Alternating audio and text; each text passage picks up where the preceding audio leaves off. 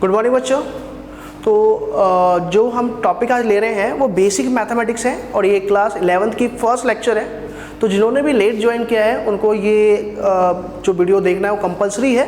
तो इस वीडियो में आप डिफरेंशिएशन देखोगे, ठीक है ना। टॉपिक का नाम जो है वो डिफरेंशिएशन है। तो ये हमारा फर्स्ट लेक्चर है फिजिक्स का, ठीक है।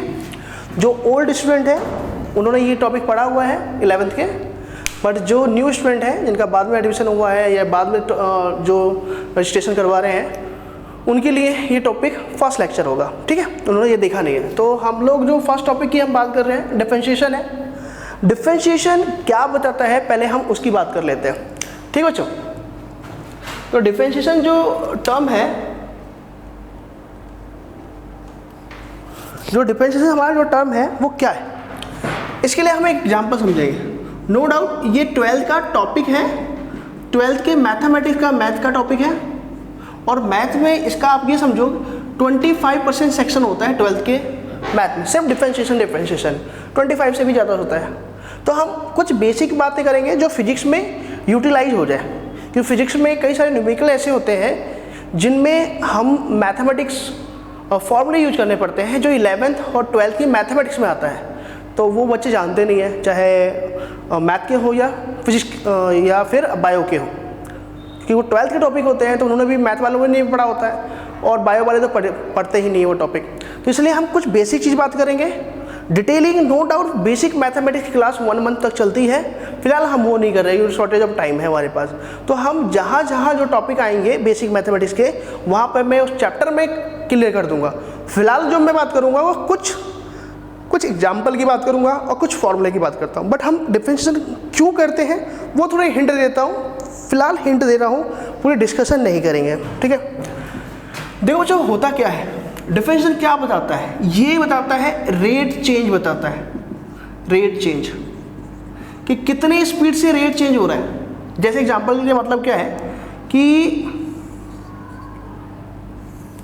एक पर्सन है, वो ए पॉइंट पर है, उसके कोऑर्डिनेट है 1 2 3 कंसीडर कर लेते हैं, और वो विथिन 1 सेकेंड में वो बी पॉइंट पे जाता है एंड इसके कोऑर्डिनेट है 7 9 11 ऐसे कुछ कंसीडर कर लेते हैं।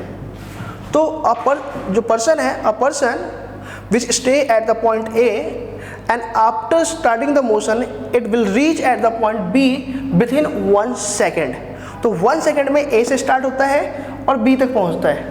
तो मैं अगर आपसे क्वेश्चन पूछूं, ठीक है ए से बी तक गया है ये कंफर्म, बट आप मुझे ये बताओ क्या इसने जो एक्स में जो डिस्टेंस कवर की है एक्स एक्सिस के अकॉर्डिंग, वाई एक्सिस के अकॉर्डिंग और जेड एक्सिस के अकॉर्डिंग, क्या इसने सब में सेम की है डिफरेंट की है। तो चेक कर लेते हैं कि स्टार्टिंग में एक्स की वैल्यू 1 है और एक्स ये क्या हुआ x1 y1 z1 x2 y2 and z2, यही है ना, x1 y1 z1 x2 y2 और z2 है। तो आप मुझे बताओ कि x में जो चेंज हुआ वो कितना हुआ। तो x में जो चेंज हुआ वो 7 - 1 हुआ, x2 - x1, तो वो हुआ 7 वाला। अगर मीटर के पॉइंट ऑफ व्यू बात करें तो 7 मीटर मान लेते हैं, ठीक है। अच्छा, हमने y2 में चेंज कितना हुआ, तो y2 में जो चेंज हुआ है वो है, सॉरी y में जो चेंज हुआ है y2 - y1 है। तो y2 की वैल्यू 9 है और इसकी वैल्यू 2 है, तो 9 - 2 = 7। समझ में आ रहा है क्या। अच्छा, z में जो चेंज हुआ है वो कितना हुआ है, तो z में जो चेंज हुआ है वो z2 - z1, तो इसका आंसर आएगा 11 - 3 = 8 मीटर। तो अगर मैं एक बात ये बोलता हूँ कि एक पर्सन है जो ट्रैवल कर रहा है, ठीक है ना। अब कहाँ ट्रैवल कर रहा है, स्पेस में कर रहा है, ठीक है। तो ये स्पेस में कर रहा है तो उसके पास 3 कोऑर्डिनेट है x, y और z, ठीक है। आपने 10th में 2 डायमेंशनल देखा है, x और y में देखा हुआ है, ठीक है। तो मुझे आप ये बताओ कि जो पर्सन 1 सेकंड में ऐसे जा रहा था, ए से बी तक जा रहा था, तो उसने x में जो चेंज हुआ है वो कितना चेंज हुआ बच्चों, इतना चेंज हुआ है कि इनिशियली यहाँ पर था x1 और फाइनली यहाँ पहुँच गया। तो 1 सेकंड में उसने ये डिस्टेंस चेंज की है। y में कितना चेंज किया, इनिशियली इस पॉइंट पे था और फाइनली इस पॉइंट पे, तो ये चेंज हुई है। और z में, अब z ये 2D बोर्ड है तो हम बना नहीं सकते, समझ लो z में कुछ ऐसा चेंज हुआ। कितना चेंज हुआ, तो 8 मीटर, इसमें 7 और इसमें भी 7। अब ये माइंड मत करना सर लेंथ थोड़ी छोटी बड़ी बना दी है आपने, तो उसका मैटर नहीं है। कहने का क्या मतलब है कि विथिन 1 सेकेंड जो पर्सन ट्रैवल कर रहा था वो एक डायरेक्शन में 7 मीटर मूव करता है 1 सेकेंड में, और y में भी 7 मीटर करता है और z में भी 7 करता है। तो मुझे बताओ जो डिस्टेंस कवर करने की रेट है, मतलब कितनी स्पीड से ट्रैवल कर रहा है x में, y में और z में, सेम है या डिफरेंट है? तो आंसर है सेम भी हो सकता है और डिफरेंट भी हो सकता है। तो कितनी स्पीड से या कितनी फास्ट कोई चीज़ चेंज हो रही है, कितनी कोई चीज़ चेंज हो रही है, स्लो चेंज हो रही है, फास्ट चेंज हो रही है, ये बताता है डिफरेंशिएशन। ये बताता है डिफरेंशिएशन। जैसे एग्जांपल के लिए आपने 9th में स्टडी किया होगा, और उसमें हमने क्या स्टडी किया हुआ है कि जो हमारी जो वेलोसिटी होती है वो होती है डिस्प्लेसमेंट अपॉन टाइम, या जो स्पीड होता है वो होता है डिस्टेंस अपॉन में टाइम।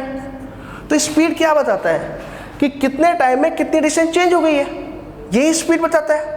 तो मतलब कितना आप तेज चल रहे हो, कितना आप स्लो चल रहे हो, वो स्पीड बताता है। तो ये भी एक टाइप का डिफरेंशिएशन है।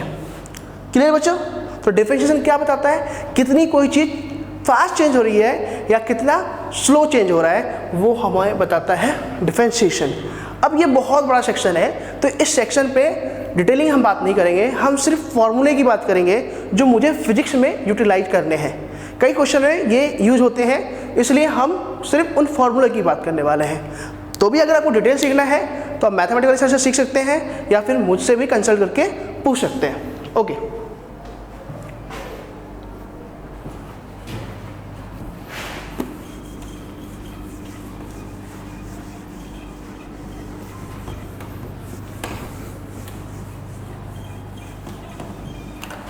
ओके बच्चों, तो कुछ फॉर्मूले हैं वो चेक करते हैं। तो डिफरेंशिएशन किसका होता है, फर्स्ट थिंग किसका होगा, तो आंसर है वेरिएबल का होगा डिफरेंशिएशन। इसका होता है कांस्टेंट टर्म का डिफरेंशिएशन नहीं होता है, तो डिफरेंशिएशन बताता ही है कितना फास्ट चेंज हो रहा है, और जो चेंज होगा वो वेरिएबल होता है और जो चेंज नहीं होगा वो कांस्टेंट होता है। तो कांस्टेंट का डिफरेंशिएशन नहीं होता, इसलिए हम इसको जीरो बोलते हैं। चलो अब देखो, कई बार जैसे अभी मैंने डायग्राम दिखा कि x में भी चेंज हुआ, y में भी चेंज हुआ और z में भी चेंज हुआ, है ना, कंफर्म। तो x में चेंज हुआ तो उसको हम क्या रीड करते हैं, उसे बोलते हैं d/dx। ये क्या बताता है, तो ये बताता है differentiation with respect to x। पूरी लाइन है differentiation with respect to x। अगर कभी आपको बोलता है कि डिफरेंशिएशन विथ रिस्पेक्ट x करो, तो आपको सिंबल ये यूज करना है d/dx। सिमिलरली क्या होगा, d/dy। इसको क्या रीड करेंगे, differentiation with respect to y, differentiation with respect to y। अब ये जो सिंबल है d/dz, इसको मैं क्या रीड करूंगा, इसको मैं रीड करूंगा बच्चों वही चीज, डिफरेंशिएशन विथ रिस्पेक्ट टू इतना सेम आएगा और देन आएगा टू z एंड लास्ट। अगर यही मेरे को यूज करना है d/dt, तो इसे बोलूंगा differentiation with respect to t। तो चार सिंबल यूज कर लो, ध्यान रखना, जनरली इनके बीच में पूछता है डिफरेंशिएशन विथ रिस्पेक्ट x बोल रहा है तो यूँ। अभी सिर्फ हम सिंबल लिखना स्टार्ट कर रहे हैं, कैसे करेंगे वो बताऊंगा मैं। तो d/dx differentiation with respect to x, differentiation with respect to y, differentiation with respect to z और differentiation with respect to t। तो आई होप ये चीज़ आपको समझ में आई, और चल के आप लिख लेना।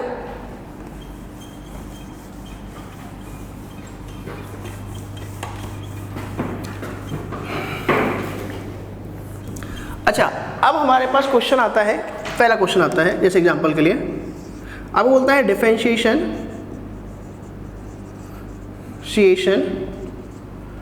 विथ रेस्पेक्ट टू, आपको करना है किसके रिस्पेक्ट में, एक्स के करना है। तो क्वेश्चन क्या है, 5 का करना है, differentiation with respect to x, है ना, किसका करना है, 5 का। तो सर कि differentiation of 5 with respect to x करना है। तो इसका अगर डिफरेंशिएशन करना है, 5 का करना है, तो मैं लिखूंगा d/dx और 5 का बोला इसने, फर्स्ट क्वेश्चन था, ठीक है ना। ओके, अब 5 है, 5 क्या है, नंबर, और नंबर कभी चेंज नहीं हो सकता, नंबर की 5 की वैल्यू फिक्स ही है।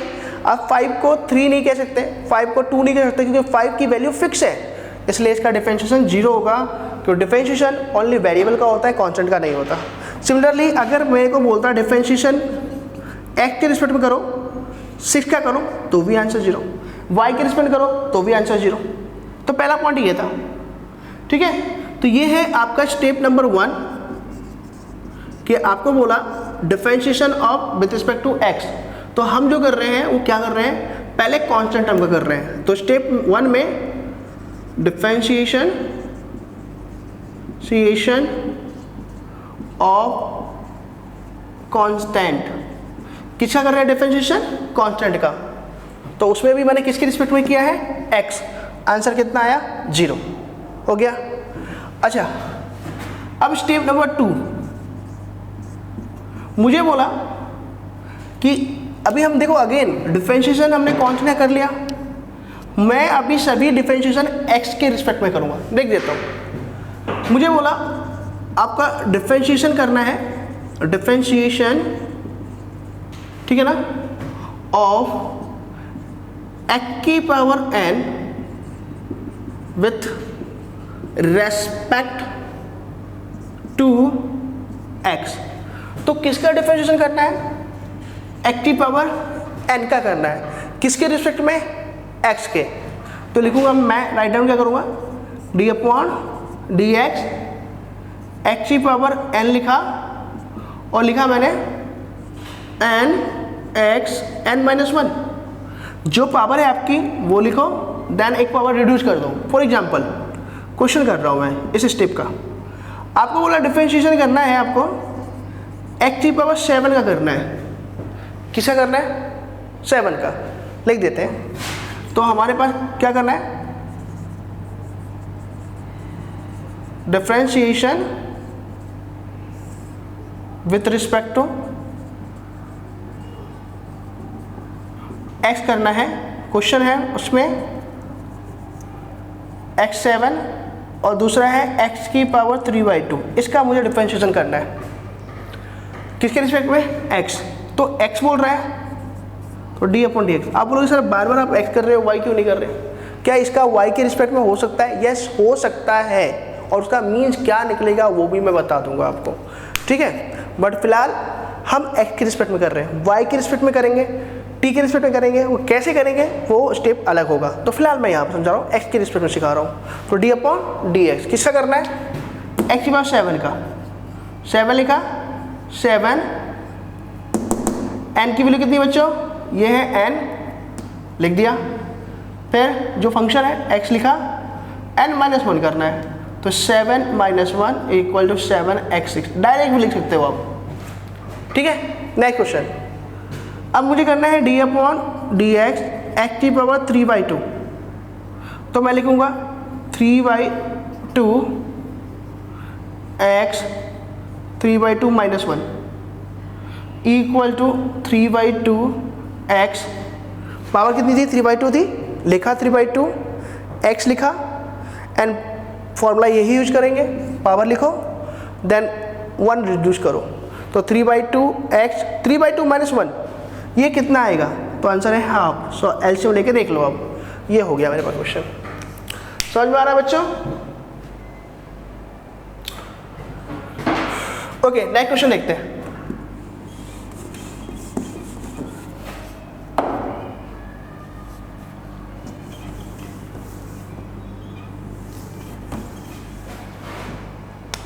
अच्छा, कभी आपका क्वेश्चन ऐसे आ जाए, क्वेश्चन नंबर, ठीक है, स्टेप समझ में आ गया आपको?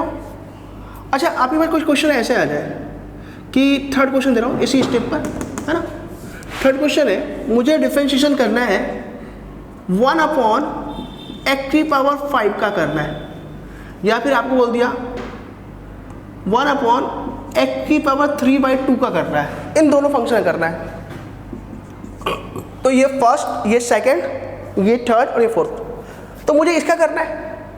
बट बच्चों मेरे पास फॉर्मूला क्या है, यही फॉर्मूला है, तो मुझे इस पैटर्न में कन्वर्ट करना पड़ेगा, x/n में कन्वर्ट करना पड़ेगा। तो मैं क्या करूं, d/dx लिखा, किसका करना है, x⁵ का, ठीक है। तो मुझे ये बताओ आप, क्या मैं 1/x5 को x⁻⁻5 लिख सकता हूं? Yes, I can. 1/x5 जो है उसको अगर न्यूमरेटर टर्म में कन्वर्ट करता हूं तो मैं लिख सकता हूं x⁻⁻5, कि जब टर्म को, डिनोमिनेटर टर्म न्यूमरेटर में कन्वर्ट होता है तो जो साइन है वो चेंज हो जाता है, जैसे प्लस है तो माइनस आ जाएगा और माइनस है तो प्लस आ जाएगा। तो क्या मुझे ऐसा पैटर्न मिल गया x⁻n? यस। n के प्लेस में क्या है, नेगेटिव, तो ये n प्लस भी हो सकता है और माइनस भी हो सकता है, ठीक है। तो अब इसका डिफरेंस करना है, तो 1/x5 दिया है तो मुझे 1/x5 का नहीं करना, मुझे कन्वर्ट करना है किसका, डिफरेंशिएशन किसका करना है, x⁻⁻5 का, क्योंकि मेरे पास फॉर्मूला ये है। ओके, तो d/dx x⁻⁻5, तो या फिर आप ऐसे देख लो कि आपने पहले लिख दिया x⁻5 बट बोला मेरे को इस पैटर्न में नहीं कन्वर्ट करना, मुझे कन्वर्ट करना है किसके, x⁻⁻5 में, ठीक है। तो अभी d/dx लगा हुआ है ना, इसका मतलब है डिफरेंशिएशन हुआ नहीं है, जस्ट आपने सिंप्लीफाई किया है फंक्शन को जिसका डिफरेंशिएशन करना है। तो करना किसका डिफरेंशिएशन है, 1/x5 का करना है, तो मैंने लिखा x⁻⁻5 लिखा है। तो क्या लिखूंगा बेटा मैं, -5 x⁻, फंक्शन याद करो n-1, तो n क्या है, -5 है, तो -5 - 1 इक्वल टू -5x-6, ये हमारा आंसर होगा। और इसको मॉडिफाई करना चाहते हो तो आप लिख सकते हो, you can write, simplify again करो, तो जैसे 1/x5 को मैं x⁻⁻5 लिख सकता हूँ, वैसे ही x⁻⁻5 को 1/x5 भी लिख सकता हूँ, दोनों इक्वली होते हैं। तो क्या मैं इसको x⁻⁻6 को 1/x⁻6 लिख सकता हूँ? यस, तो आंसर है -5x⁻6। आप यहाँ पर भी आंसर रिमेनिंग छोड़ दो, सही है, और ये भी सही है, ठीक है। अब सिंपली इसको भी मुझे वैसे ही करना है, क्या करूँगा मैं, तो इसको मैं क्या करूँगा, देखो फोर्थ क्वेश्चन को मैं लिखूँगा, पहले इसको सिंप्लीफाई करूँ, तो d/dx लिखा, 1/x⁻3/2 लिखा, सिंप्लीफाई करेंगे d/dx, इसका आंसर आएगा x⁻3 - 2, सिंप्लीफाई करेंगे तो प्लस में है तो माइनस आ गया।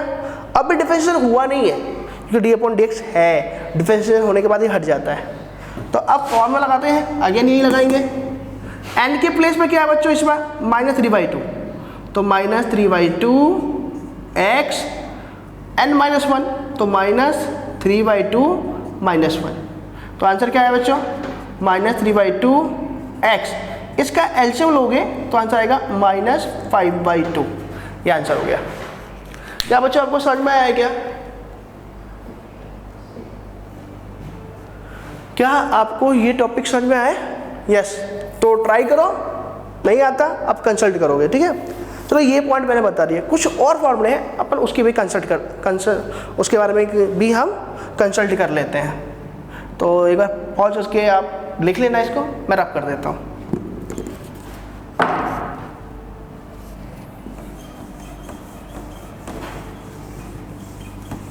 बेटा अभी हम स्टेप 2 ही में कर रहे थे, अब मैं स्टेप 3 लेने वाला हूं।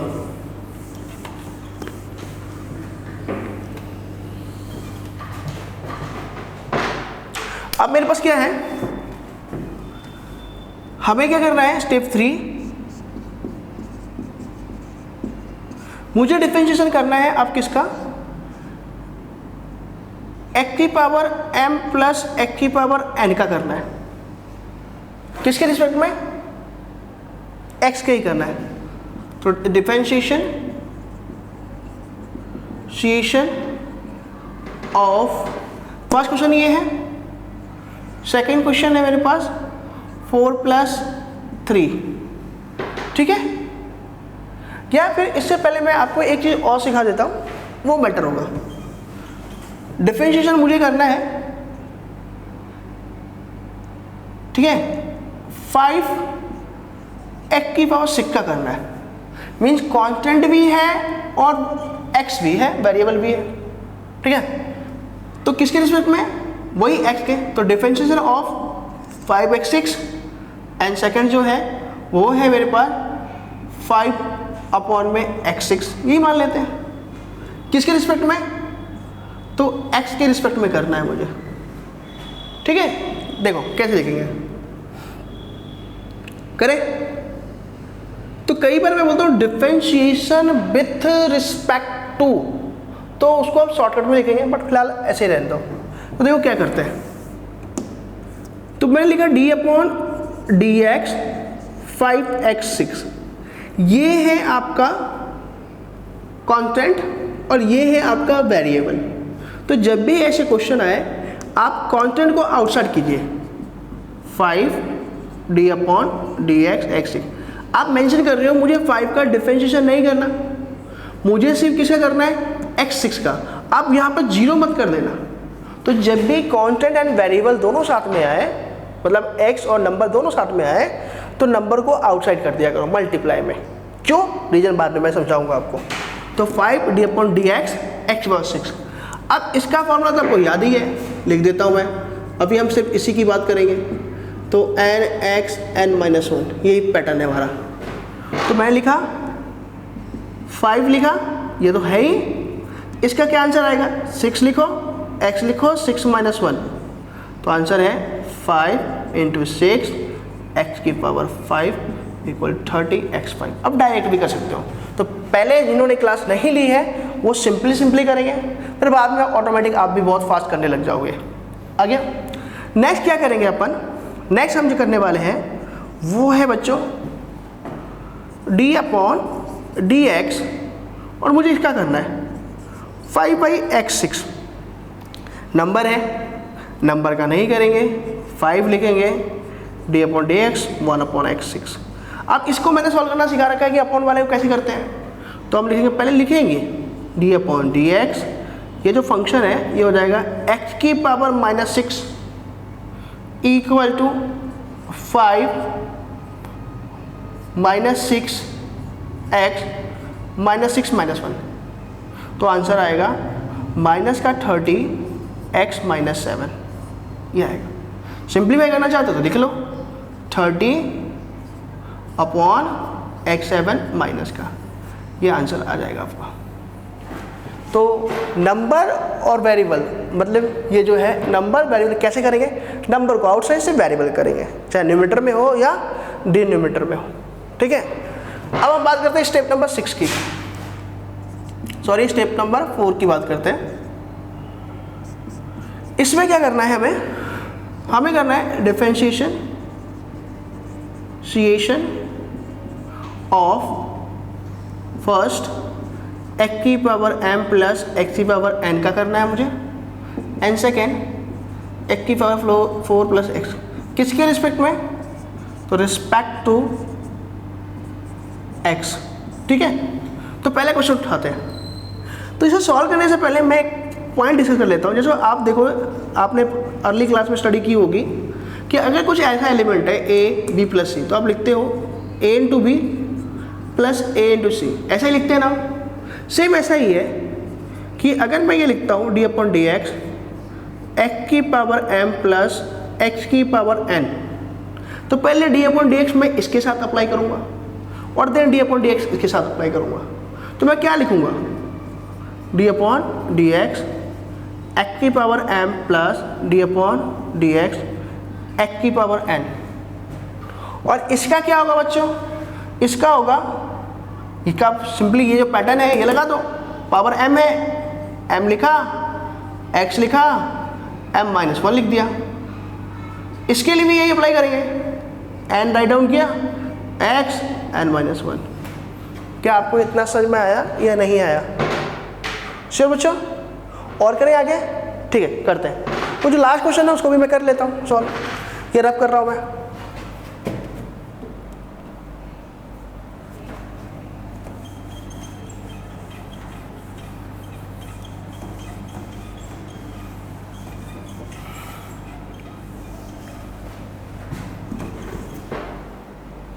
इसको मैं कैसे करूँगा बच्चों, देखो लास्ट वाले क्वेश्चन को, D upon D x x four plus x square, direct क्या करूँगा पहले, देखो अब डायरेक्ट करने के लिए तो मैं एक बार में आंसर लिख दूंगा कि भाई इसका आंसर आएगा वो 4x 3 + 2x स्क्वायर आएगा, बट अभी ये नहीं करना, अपने को पहले प्रैक्टिस करनी है। तो इसको इसके साथ मल्टीप्लाई किया, x4 प्लस एक्स स्क्वायर, 4 का क्या आएगा, इसका क्या होगा, पावर लिखो 4x 4 - 1 प्लस 2x 2 - 1, तो 4x3 प्लस 2x1। अब 1 है तो पावर ना लिखे तो भी चलेगा, तो ये आंसर है इसका। ठीक है बच्चों, चलो अब हम स्टेप करते हैं, स्टेप 5 करते हैं, स्टेप 5।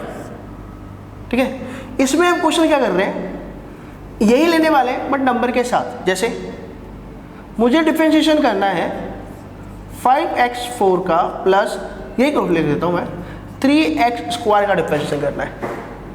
तो पहले तो मैं स्टेप लिखूंगा d upon D x 5x4 plus d upon D x 3x square, क्या इतना है बच्चों। देन मैं क्या करूँगा, सोचो नंबर का होता नहीं है तो इन नंबरों को आगे आउटसाइड करूँगा मैं।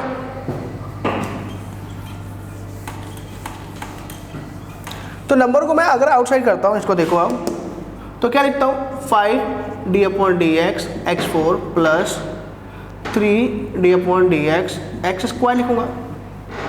तो 5 into x4 4x 4 - 1 plus 3 into 2x 2 - 1, तो ये आएगा 20x3 प्लस 6x1, 1 लिखो ना लिखो कोई मैटर नहीं करता, ये आंसर हो गया। राइट बच्चों। अच्छा एक चीज़ इसमें और समझ लो आप, जैसे ये पॉजिटिव के लिए अप्लाई है ना, वैसे अगर नेगेटिव भी होता, एग्जाम्पल, ठीक है, ये समझ में आ गया, स्टेप नंबर 5 समझ में आ गया आपको। स्टेप नंबर 6 समझ लो कि अगर ये इसी क्वेश्चन में चेंज कर रहा हूँ कि अगर ये प्लस नहीं होता, यहाँ पर माइनस होता, तो क्या करना होता, सिर्फ माइनस चेंज कर देते, पूरा कॉन्सेप्ट वही रहता, हो गया आंसर। लो आया इसमें कि अगर प्लस की जगह प्लस है तो प्लस करो, माइनस है तो माइनस करो, बट अगर इसके जगह मल्टीप्लाई होता है या डिवाइड होता है तो हम कुछ और कॉन्सेप्ट यूज करते हैं। फिलहाल ये समझो ध्यान रखो, तो ये जो हमने रूल स्टडी किया है वो प्लस माइनस के दोनों के लिए होता है। तो माइनस है तो यही पूरा स्टेप वही यूज करेंगे, सिर्फ साइन जो है वो लगा दें। और यहाँ पर भी अगर मैं प्लस की जगह अगर माइनस देता क्वेश्चन में, न्यू क्वेश्चन बना रहा हूँ, ऐसे लगा कि उसी में कर रहा हूँ, मैं न्यू क्वेश्चन दे रहा हूँ कि मेरे पास क्वेश्चन ये होता 5x4 - 3x स्क्वायर, तब मुझे सोल्व करना होता, सिर्फ मेरे को ये प्लस की जगह माइनस ही तो चेंज करना होता, तो आंसर मेरा क्या आता, सिर्फ यही माइनस करना है और किसी में चेंज नहीं करना आपको, ये हो जाता। आया, जैसे ये कर लो, x7 माइनस x6, क्या करोगे, डायरेक्ट करो मैं, इसका क्या आएगा 7x6 माइनस लगाओ 6x5, हो गया आंसर। क्या बच्चों इतना समझ में आया या नहीं आया आपको। तो ये हमारा टॉपिक था डिफरेंशिएशन का। डिफरेंशिएशन और भी है, ठीक है, बट उसको हम किसी और लेक्चर में हम समझाएंगे, ठीक है। अच्छा अब एक चीज़ देखो, एक चीज़ और समझ लो, अगर मैं ये करता हूँ ऐसे d upon D x x की पावर 4 इंटू x की पावर स्क्वायर, ये स्टेप नंबर 7 ले लो। अब अगर सेम फंक्शन है x है तो पहले आप इसको सिंप्लीफाई करोगे। पैटर्न कौन सा, फॉर्मूला कौन सा है, xm into xn equal to xm plus n। ये डिफरेंशिएशन नहीं है, ये सिंप्लीफाई है। तो सिंप्लीफाई करेंगे 4 + 2 कितना है, अभी डिफरेंशिएशन नहीं कर रहे हैं हम, 6 आ गया। बट याद रखना कि जब x है तो, अब क्या मतलब है इसको नेक्स्ट लेक्चर में भी समझाऊंगा मैं। x + 6 क्या लिखूँ मैं, 6x 6 - 1 6x5, ठीक है, ये पैटर्न है। और बाकी जो लेक्चर है वो मैं नेक्स्ट लेक्चर में कंसीडर करूँगा या कंसल्ट करने वाला हूँ। ठीक है बच्चों, आज के लिए इतना ही।